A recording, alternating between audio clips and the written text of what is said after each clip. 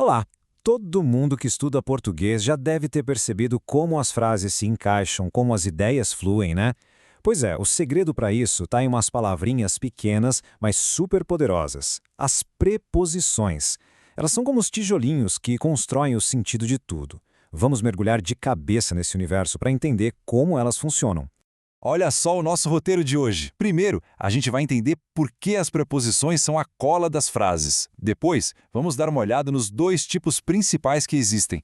Em seguida, a parte mais legal, como uma palavra só pode ter vários significados. A gente vai ver também como elas se juntam com outras palavras e, para fechar, aquela dica de ouro para nunca mais errar sob e sobre. Preparados? Então vamos lá! Então, começando pelo começo. Para entender as preposições, a gente precisa primeiro sacar qual é o papel delas no jogo. Pensa nelas como um ingrediente secreto que une tudo e dá sabor à frase.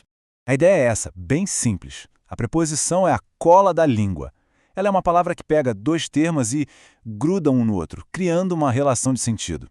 Por exemplo, se a gente tem o carro e João, a preposição de entra no meio e cria o carro de João. Pronto, agora existe uma relação de posse. Sem essa colinha, as palavras ficariam todas soltas e as frases não fariam o menor sentido. Ok, agora que a gente já sabe para que elas servem, vamos organizar a casa. Saber que existem basicamente duas categorias de preposições ajuda demais na hora de aprender. De um lado, a gente tem as preposições essenciais. Pensa nelas como as especialistas, sabe? São palavras cuja única função na vida é ser preposição. Do outro lado, temos as acidentais. Elas têm outros empregos. Podem ser advérbios ou até verbos, mas de vez em quando elas fazem um bico, um trabalho extra como preposição. E aqui estão as grandes estrelas, as preposições essenciais. Palavras como de, em, para, com, a gente usa o tempo todo.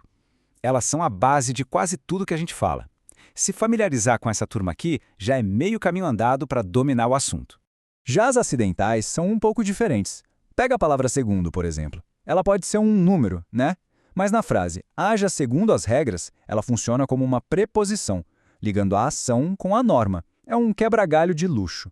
Bom, é aqui que o português mostra toda a sua riqueza. Porque uma mesmíssima preposição pode ter vários significados diferentes. E quem manda em tudo? O contexto. É ele que vai dizer o que a palavra quer dizer. Aí a gente se pergunta, mas como assim? Como uma palavra tão pequena pode ser tão versátil? A resposta está em observar como ela se comporta em diferentes cenários. Vamos ver uns exemplos para ficar bem claro. Olha só a preposição em nessa frase. Estive em São Paulo. Aqui não tem dúvida, né? Ela está indicando um lugar. A relação que ela cria é geográfica, bem direto ao ponto. Agora, vamos pegar a preposição de. Ele tremia de frio. Aqui, o de não está falando de posse nem de lugar. Ele está indicando a causa. Qual o motivo do tremor? O frio.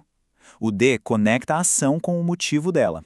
E para fechar essa rodada, um exemplo com. Cortou o papel com a tesoura. A preposição com está aqui para nos dizer qual foi a ferramenta ou instrumento usado para fazer a ação. Simples assim. E este slide resume a ideia de um jeito brilhante. Uma mesma preposição pode ter vários papéis. Em pode ser lugar, como em estive em São Paulo. Mas também pode ser tempo, como em a aula começa em 5 minutos. O de pode ser causa, como vimos, ou posse, como em o carro de João. A grande sacada não é decorar uma lista de regras, mas sim entender a lógica que o contexto está criando. Beleza? Agora vamos para uma parte super prática, que acontece o tempo todo na fala. A união das preposições com outras palavras, tipo artigos. Elas adoram se juntar. E essa união acontece de dois jeitos. Na combinação, as palavras se juntam, mas cada uma mantém o seu som original. É uma soma simples. Já na contração, a fusão é mais intensa. Uma das palavras, geralmente a preposição, acaba perdendo um som no processo. O melhor exemplo de combinação é este aqui, a preposição a mais o artigo o. O resultado é ao.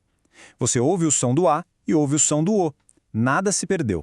É por isso que a gente diz vou ao mercado. Agora, olha a contração. De mais o não vira deu, né? Vira do. O que aconteceu com o som do e da preposição de? Ele sumiu, foi contraído. Por isso a gente fala gosto do carro e não gosto de o carro. Fica muito mais sonoro, mais natural. E o mesmo fenômeno acontece aqui. A preposição em, junto com o pronome esta, se transforma em nesta. A palavra em se adapta completamente para se encaixar. É esse processo que dá aquela musicalidade tão característica do português falado. E para a gente terminar, vamos resolver de uma vez por todas uma das dúvidas mais clássicas de quem aprende português: a diferença entre sob e sobre. Olha, a regra é bem direta. Sob quer dizer embaixo de. Um truque é pensar em subsolo ou subterrâneo para lembrar que sob é para baixo. O gato está sob a mesa. Já o sobre tem dois usos principais. Pode ser em cima de, como em o livro está sobre a mesa, ou a respeito de, quando a gente fala conversar sobre um assunto. Simples, né? Então, para resumir tudo o que a gente conversou, a grande ideia para levar para casa é essa. As preposições são de verdade a cola da nossa língua. São elas que pegam um monte de palavras soltas e transformam em ideias completas, com forma e com muito sentido. No final das contas, dominar as preposições é dar um passo gigantesco para dominar a própria estrutura do português. É o que leva a comunicação para outro nível de fluidez e precisão. Então a questão que fica no ar é qual o próximo passo na prática? Quais desses usos vale a pena focar agora? Porque é essa prática que no fim leva à maestria do idioma.